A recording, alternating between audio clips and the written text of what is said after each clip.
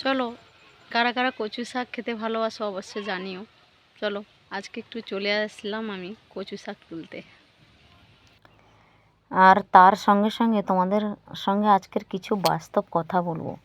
কেননা মনের মধ্যে মানে মনের মধ্যে সবসময় অদ্ভুত অদ্ভুত কথাগুলো আসছে। মানে কি বলো তো, শ্বশুরবাড়ি থেকে বলছে আমি নাকি সংসার করছি না, শাশুড়ি শ্বশুরকে দেখিনি, তাদের আমি লেখা করিনি, সেখান থেকে নাকি আমি চলে এসেছি তার ছেলেকে নিয়ে। হ্যাঁ রে বাবু, আমি তোর ছেলেকে নিয়ে কিসের জন্য আসবো? তোর ছেলেই তো চলে এসছে আমার সঙ্গে, তাই না?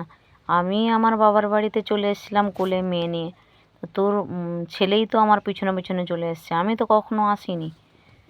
ঠিক আছে, আমি এসেছি কেন তারও একটা কারণ আছে বন্ধুরা। জানো তো তোমরা, আমরা বাঙালি, আমরা ভাত পান্তা খাওয়ার মানুষ। ঠিক আছে, মাছ মাংস এটা ওটা, আদা রসুন সব জিনিসটাই আমরা খাই। তো তোমরা তো জানোই আমি পাঞ্জাবি ছেলেকে বিয়ে করেছি।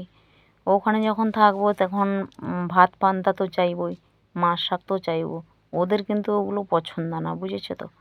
আর এগুলো না হলে আমাদের তো ভাতের এক গাল মানে যাবে না। আর সঙ্গে দেখে নাও, সঙ্গে চিংড়ি মাছও করতে বসে গেছি। অল্প চিংড়ি মাছ, কচু শাকের সঙ্গে চিংড়ি মাছ না দিলে ভালোই লাগবে না, তাই বসে গেলাম চিংড়ি মাছগুলো করতে। তো বন্ধুরা, ওখানে ভাত পান্তা যখন খেতাম তো, বা মাছ শাক যখন খেতাম, মানে অদ্ভুত একটা অশান্তি বাড়িতে। শাশুড়ি আলাদা অশান্তি, শ্বশুর আলাদা কথা। হ্যাঁ, কেমন মেয়ে রে বাবা, মেয়ে হয়ে আবার মাছ মাংস খায়, এটা খায় ওটা খায়, মানে দিন রাত এইগুলো তো বন্ধুরা সত্যিকারে বাস্তবে আমার আর সহ্য হতো না।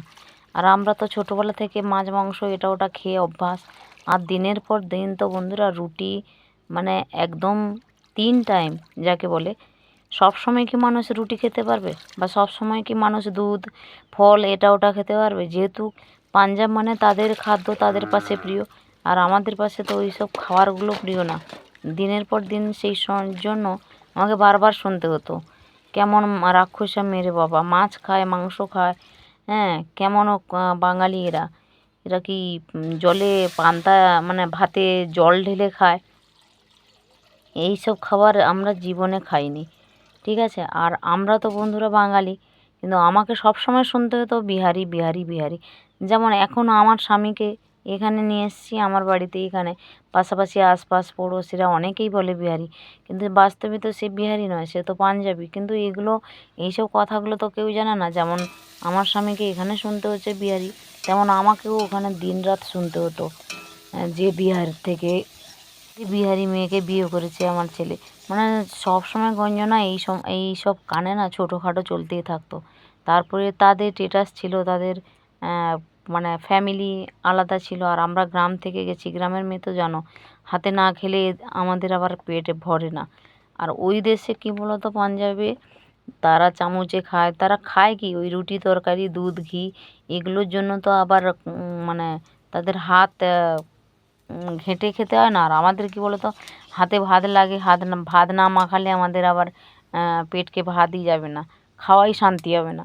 তো সেই সব জিনিসগুলো ওখানে পছন্দ করতো না।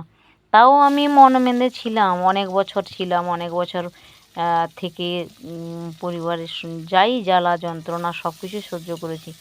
তো যখন সহ্য করতাম মানে একদমই অসহায় হয়ে পড়েছি বন্ধুরা, সেখানে তো কেউ আমার ছিল না আপনও, এখানে বাপের বাড়িও আপনও কেউ ছিল না যদিও, আর ওখানেও কেউ আপন ছিল না। যাদের আমি আপন করে করে বেড়াই তারাই আমার পাশে পর হয়ে যায়। ঠিক আছে, ছোটোবেলা থেকে যেমন মা বাবার অবহেলা পেয়েছি